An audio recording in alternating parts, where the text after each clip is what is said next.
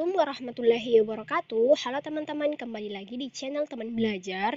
Di video kali ini kita akan melanjutkan pembahasan kita terkait dengan subtes pemahaman bacaan dan menulis. Video ini merupakan part 6, jadi kita langsung saja ke soal yang pertama. Soal yang pertama adalah gagasan utama. Gagasan utama paragraf pertama adalah, gagasan utama itu artinya pola pengembangan dari sebuah paragraf atau bisa juga dikatakan inti pokok atau inti pembicaraan dari sebuah paragraf. Nah, di sini dikatakan gagasan utama paragraf pertama. Berarti kita baca dulu paragraf pertama dan kita cari manakah kalimat yang menjadi inti pokok atau inti pembahasan dari paragraf pertama tersebut. Oke, kita baca dulu. Dewasa ini, ulah manusia melakukan perusakan alam dan sistem lingkungan yang menopang kehidupan semakin nyata. Akibatnya, krisis lingkungan yang terjadi dalam skala nasional dan global sudah sampai pada tahap yang serius mengancam eksistensi planet bumi tempat manusia, hewan, dan tumbuhan melangsungkan kehidupan. Salah satu indikator kerusakan lingkungan adalah adanya degradasi lahan cukup nyata di depan mata. Misalnya, banjir tahunan yang semakin besar dan meluas, sedimentasi sungai dan danau, tanah longsor, dan kelangkaan air baik secara kuantitas ataupun kualitas. Polusi air dan udara, pemanasan global, perubahan iklim, kefanaan sistem tumbuhan dan hewan. Ini kayaknya kepunahan ya. Ada tipe di sini. Kepunahan spesies tumbuhan dan hewan, serta ledakan hama dan penyakit merupakan gejala lain yang serius mengancam penghidupan di planet bumi. Oke, setelah kita baca yang menjadi inti pokok atau inti pembicaraan dari sebuah paragraf ini adalah kalimat pertama, yaitu yang mana mengatakan bahwa saat ini atau dewasa ini kerusakan lingkungan atau alam itu banyak disebabkan oleh ulah manusia. Nah, penjelasannya ada di kalimat 2, 3, 4, dan 5. Nah, di sini sudah dijelaskan terkait dengan contoh-contohnya. Nah, jadi yang menjadi gagasan utama paragraf pertama adalah kalimat pertama, karena kalimat pertama menjelaskan inti pokok atau inti pembahasan dari sebuah paragraf. Berarti yang menjadi jawaban dari nomor 50 ini adalah opsi yang A, kerusakan alam dan lingkungan akibat ulah manusia. Oke, lanjut soal nomor 51. Penggunaan diksi yang tidak tepat terdapat pada kalimat, diksi. Diksi ini artinya kata. Jadi, penggunaan diksi yang tidak tepat adalah kata yang penulisannya tidak sesuai dengan PUEB atau tidak sesuai dengan EYD. Oke, kita analisis masing-masing opsi jawabannya. Ke opsi yang A. Kalimat pertama. Dewasa ini, ulah manusia melakukan perusakan alam dan sistem lingkungan yang menopang kehidupan semakin nyata. Oke, di kalimat pertama ini tidak ada kata yang salah, hanya saja perlu ditambahkan tanda baca di sini. Seharusnya ada tanda baca koma di sini. Dewasa ini, koma, ulah manusia melakukan perusakan alam dan seterusnya. Tapi karena yang ditanyakan di nomor 51 ini penggunaan diksi yang tidak tepat, berarti bukan opsi yang A jawabannya ya. Oke, opsi yang B. Kalimat ketiga. Salah satu indikator kerusakan lingkungan adalah adanya degradasi lahan cukup nyata di depan mata. Oke. Di sini kalimat 3 ada kalimat yang rancu, ada kata yang tidak sesuai. Di sini kalau kita baca, salah satu indikator kerusakan lingkungan adanya degradasi lahan. Nah, ini nih salah. Bukan degradasi lahan, tapi degradasi lingkungan. Karena di kalimat sebelumnya juga mengatakan kerusakan lingkungan. Berarti kerusakan lingkungan itu disebabkan oleh adanya degradasi lingkungan, bukan degradasi lahan. Jadi jika seperti itu, maka penggunaan diksi yang tidak tepat terdapat pada kalimat ketiga, opsi yang B. Oke, lanjut soal nomor 52. Penyebab utama terjadinya kerusakan lingkungan adalah kita baca dengan teknik skinning dan scanning. kita cari kalimat yang terkait dengan hal itu. Oke, di sini. Di kalimat 15, kesalahan cara pandang dan pemahaman manusia tentang sistem lingkungan mempunyai andil besar terhadap kerusakan lingkungan. Oke, ada kata andil besar. Jadi kalimat ke-15 ini mengatakan bahwa yang menjadi penyebab utama atau andil yang sangat besar terhadap kerusakan lingkungan itu adalah kesalahan cara pandang dan pemahaman manusia tentang sistem lingkungan. Jadi sebenarnya banyak alasan yang menyebabkan kerusakan lingkungan. Seperti nih, di kalimat-kalimat sebelumnya ada eksplorasi hutan dan tambang, kemudian degradasi lahan, kemudian ada apa lagi ya? Banyak sih.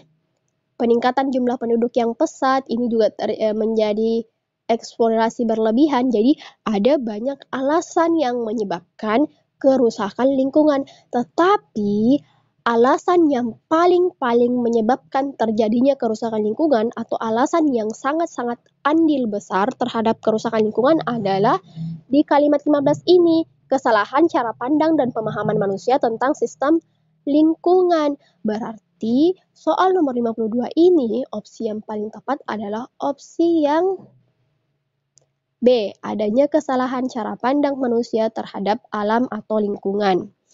Oke, lanjut soal nomor 53. Simpulan isi teks tersebut adalah, simpulan. Nah, simpulan ini harus memuat keseluruhan inti pokok yang dijelaskan dari masing-masing paragraf. Jadi, untuk mencari kesimpulan yang paling tepat, kita harus membaca masing-masing paragraf tersebut, dan di paragraf tersebut kita cari ide pokoknya. Nah, ide pokok masing-masing paragraf tersebut kita gabungkan, lalu kita cari kesimpulannya. Oke, paragraf pertama tadi kita sudah membacanya. Intinya, ide pokok pada paragraf pertama ini terkait dengan perusakan alam dan sistem lingkungan yang disebabkan oleh ulah manusia, disertai dengan berbagai contohnya. Oke, kita lanjut ke paragraf kedua. Kita baca dulu karena di sebelumnya tadi kita belum pernah membacanya. Berbagai kasus kerusakan lingkungan yang terjadi dalam lingkup nasional dan global tersebut berakar dari perilaku manusia yang tidak bertanggung jawab terhadap lingkungannya. Sebagai contoh, dalam lingkup lokal, misalnya penambangan liar dan perubahan ekosistem hutan yang terjadi hampir seluruh pulau Indonesia, salah satu akibat yang dirasakan oleh masyarakat adalah banjir yang terjadi di berbagai pelosok tanah air. Bahkan, di berbagai kota besar di Indonesia seperti Jakarta, Surabaya, dan Semarang merupakan peristiwa rutin tiap tahun. Bencana banjir sudah pasti menyebabkan berbagai korban, kesusahan, dan kerugian harta benda, bahkan nyawa manusia. Oke, pada intinya ide pokok di paragraf kedua ini sama dengan ide pokok di paragraf pertama, bahwa kerusakan lingkungan itu disebabkan oleh ulah manusia atau perilaku manusia. Nah, di sini dijelaskan contoh-contohnya, misalnya penambangan liar, perusakan ekosistem, dan sebagainya. Jadi, karena ide pokok di paragraf pertama dan kedua hampir sama, berarti kemungkinan ide pokoknya berkaitan dengan hal itu, berkaitan dengan kerusakan lingkungan yang disebabkan oleh ulah manusia. Tapi kita baca dulu paragraf ketiga untuk memperkuat. Ada berbagai bentuk kerusakan lingkungan di muka bumi. Di muka bumi ini, tetapi selalu manusia yang menjadi penyebab utama. Peningkatan jumlah penduduk yang sangat pesat juga telah mengakibatkan terjadinya eksplorasi berlebihan terhadap sumber daya alam. Hal itu terlihat pada eksplorasi hutan dan tambang yang memacu terjadinya kerusakan lingkungan dan degradasi lahan. Padahal lahan dan sumber dayanya berfungsi sebagai penyangga kehidupan tumbuhan dan manusia. Kesalahan cara pandang dan pemahaman manusia tentang sistem lingkungan mempunyai andil besar terhadap kerusakan lingkungan. Cara pandang demikian telah melahirkan perilaku yang eksploitatif dan tidak bertanggung jawab terhadap kelestarian sumber daya alam dan lingkungan. Nah, ide pokok di paragraf ketiga ini juga ternyata sama dengan ide pokok di paragraf kedua dan paragraf pertama, yaitu kerusakan lingkungan yang disebabkan oleh manusia atau kerusakan lingkungan atau lahan itu yang menjadi penyebab utamanya adalah manusia itu sendiri. Berarti otomatis simpulannya adalah opsi yang A, yaitu kerusakan lingkungan selalu disebabkan oleh ulah manusia. Oke, kita lanjut. Soal nomor 54. Ini sudah teks baru lagi, kita baca dulu soalnya. Judul yang paling tepat untuk teks tersebut adalah, judul. Judul ini juga harus memuat keseluruhan apa yang dibahas dalam sebuah teks. Jadi judul itu harus memuat pembahasan yang ada di setiap paragraf. Nah, karena di sini ada 2 paragraf, berarti judulnya harus ada atau harus berkaitan dengan 2 paragraf tersebut. Oke, kita baca dulu. Nah, untuk mencari judul sebenarnya kita tidak perlu membaca keseluruhan, asalkan kita bisa menemukan ide pokok masing-masing paragraf. Oke, nah ide pokok itu selalu biasanya berada di awal kalimat atau akhir kalimat masing-masing paragraf. Kita baca dulu awal kalimat atau kalimat pertama pada paragraf pertama. Lukisan sejumlah binatang yang diyakini sebagai lukisan tertua di dunia berhasil diidentifikasi dalam sebuah gua di Kalimantan Timur. Oke, ini bisa menjadi ide pokok, tapi kita baca dulu di kalimat terakhir paragraf pertama, yaitu kalimat keempat. Lukisan cadas tertua itu ditemukan di lubang Jeriji Saleh, termasuk dalam area Sangkulirang, Mangkalihat di Kalimantan Timur di ketinggian 320 meter di atas permukaan laut. Oke, kalimat keempat ini sudah pasti bukan ide pokoknya, karena ini hanya sekedar penjelasan tambahan dari lukisan yang telah ditemukan itu. Berarti untuk paragraf pertama, ide pokoknya ada di kalimat pertama, yaitu lukisan sejumlah binatang yang diyakini sebagai lukisan tertua di dunia berhasil diidentifikasi dalam sebuah gua di Kalimantan Timur. Nah, kita sudah menemukan ide pokok di paragraf pertama, berarti kita cari lagi ide pokok di paragraf kedua. Oke, kita ke kalimat pertama paragraf kedua dulu. Karya-karya itu dianggap sebagai contoh lukisan figuratif tertua yang menggambarkan benda-benda nyata seperti aslinya dan bukan dalam bentuk abstrak. Oke, kita simpan dulu, kita baca paragraf terakhir. Kalimat terakhir. Sejauh ini peneliti menemukan 300 cap tangan dan 20 gambar hewan dan manusia di dalam gua. Oke, untuk kalimat terakhir atau kalimat 9 ini sudah pasti bukan ide pokok karena ini hanya terkait dengan penelitian yang menemukan cap tangan dan gambar hewan. Kalau terkait dengan penelitian, maka itu bukan ide pokok, tapi itu hanya sekedar penjelasan tambahan dari apa yang dijelaskan di ide pokok sebelumnya. Berarti ide pokok di paragraf kedua itu adalah kalimat kelima, yaitu karya-karya itu dianggap sebagai contoh lukisan figuratif tertua yang menggambarkan benda-benda nyata seperti aslinya dan bukan dalam bentuk abstrak. Berarti kemungkinan judul yang paling tepat untuk teks ini adalah lukisan binatang tertua itu ditemukan di Kalimantan Timur. Oke, kita analisis opsi jawabannya, kita cari apakah ada judul yang berkaitan dengan hal itu. Oke, di sini ada nih. Opsi yang A, lukisan binatang tertua di dunia ditemukan di Kalimantan. Berarti ini opsi A ini sudah pasti judul yang tepat untuk teks tersebut. Oke, kita lanjut. Soal nomor 55. Kata berimbuhan yang salah digunakan pada paragraf 1 atau paragraf pertama adalah kata berimbuhan. Kita analisis masing-masing opsi jawabannya. Opsi yang A, diidentifikasi. Diidentifikasi ada di kalimat pertama. Lukisan sejumlah binatang yang diyakini sebagai lukisan tertua di dunia berhasil diidentifikasi dalam sebuah gua di Kalimantan Timur. Oke, diidentifikasi ini tidak ada masalah ya. Diidentifikasi ini artinya sama dengan ditemukan atau berhasil diketahui terkait dengan letaknya. Oke, untuk opsi A ini tidak ada masalah, berarti bukan opsi yang A jawabannya. Opsi yang B, diperkirakan. Diperkirakan mana nih? Ada di paragraf kedua ya. Ada di kalimat kedua. Diperkirakan usianya sekitar 4.000 tahun. Diperkirakan ini juga tidak ada masalah, berarti bukan opsi yang B. Opsi yang C, penanggalan. Penanggalan ini mana nih? Ada di kalimat ketiga, menyebut sebagai yang tertua karena rangkaian penanggalan objek itu menggunakan seri uranium. Penanggalan, ini juga tidak ada masalah. Opsi yang D, menyebut. Ini juga ada di kalimat ketiga. Menyebut sebagai yang tertua. Menyebut sebagai yang tertua karena rangkaian penanggalan objek itu. Kalau kita baca kalimatnya agak rancu disebabkan oleh kata menyebut. Ini tidak sesuai, imbuhannya tidak sesuai. Seharusnya diganti kalimat kata pasif yaitu disebut. Jadi bukan menyebut tapi disebut karena anak kalimat mendahului induk kalimatnya. Jadi seharusnya kalimat ketiga ini perlu diperbaiki dengan mengganti kata menyebut menjadi disebut sehingga kalimatnya terdengar lebih baik. Nah, kalau kita baca dengan mengganti kata menyebut dengan disebut. Disebut sebagai yang tertua karena rangkaian penanggalan objek itu menggunakan seri uranium. Nah, kalimatnya sudah bagus. Berarti memang yang salah itu ada di kalimat ketiga, yaitu kata menyebut yang seharusnya diganti kata disebut. Berarti yang paling tepat adalah opsi yang D.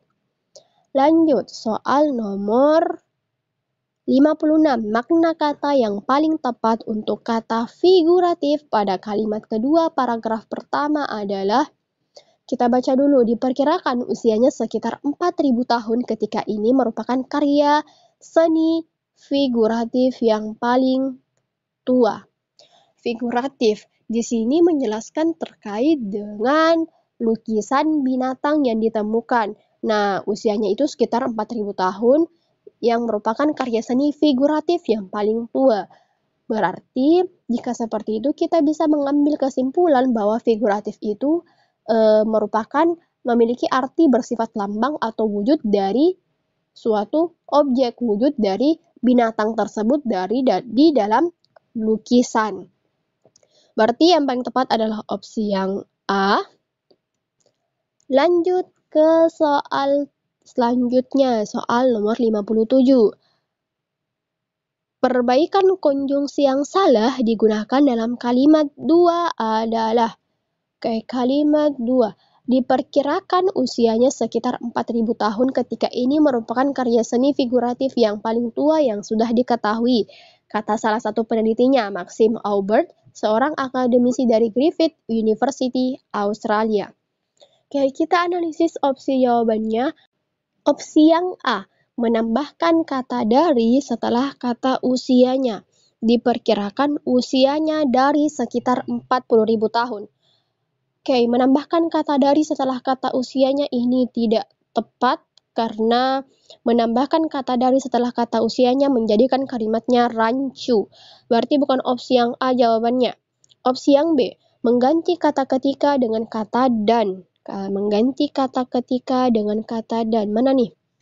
Ada di sini. Diperkirakan usianya sekitar 4.000 tahun ketika ini merupakan karya seni figuratif. Kita ganti dengan kata dan. Diperkirakan usianya sekitar 4.000 tahun dan ini merupakan karya seni figuratif yang paling tua. Nah, ini kalimatnya terdengar sudah bagus. Berarti perbaikan konjungsi yang salah itu ada di opsi yang B, yaitu mengganti kata ketika dengan kata dan. Berarti kemungkinan jawabannya adalah opsi yang B, tapi kita simpan dulu opsi yang C. Menambahkan kata dan di awal kalimat tersebut. Dan diperkirakan usianya sekitar 4.000 tahun. Menambahkan kata dan di awal kalimat itu sangat salah. Kenapa? Karena tidak boleh ada konjungsi dan di awal kalimat. Berarti opsi yang C ini sudah pasti salah. Opsi yang D, menambahkan kata saat dengan konjungsi ketika. Diperkirakan usianya sekitar 4.000 tahun ketika saat ini. Ini juga kalimatnya terdengar sangat rancu apabila kita menambahkan kata saat. Nah, kata ketika saja ini kalimatnya sudah terdengar rancu, apalagi kita menambahkan kata saat. Berarti ini sudah pasti salah juga opsi yang D. Opsi yang E, mengganti kata yang setelah kata tua dengan kata meskipun. Mana nih? Merupakan karya seni figuratif yang paling tua. Merupakan karya seni figuratif meskipun paling tua. Kalimatnya juga terdengar rancu berarti bukan opsi yang E juga ya. Berarti otomatis perbaikan konjungsi yang salah digunakan dalam kalimat dua itu adalah opsi yang B, yaitu mengganti kata ketika dengan kata dan. Untuk soal pemahaman bacaan dan menulis cukup sampai sini dulu dan sampai jumpa di pembahasan soal atau materi lainnya. Terima kasih dan sampai jumpa.